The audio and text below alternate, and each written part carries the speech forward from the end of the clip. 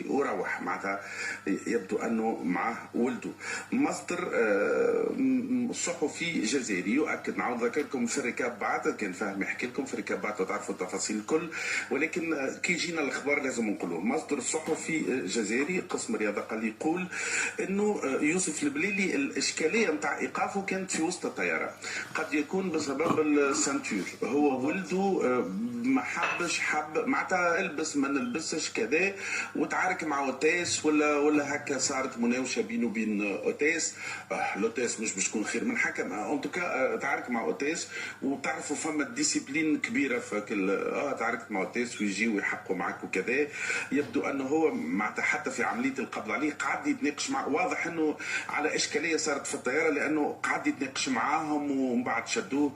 دونك في المطارات اي حاجه تعملها تتشد كانك مجرم، لطف يا ربي. معناتها ما فماش كومبورتمون محترم مع الناس بصراحه اللي يسافروا في الطيارات. دونك الاشكاليه قد تكون الحمد لله نطمنوا، لانه يوسف البليدي لاعب جزائري ولاعب في الترجي ممتاز ومتميز وما عندناش منه برشا. دونك الجامعه الجزائريه لكره القدم هي اللي قاعده تتبع الحكايه، ومن مصدر من الجامعه التونسيه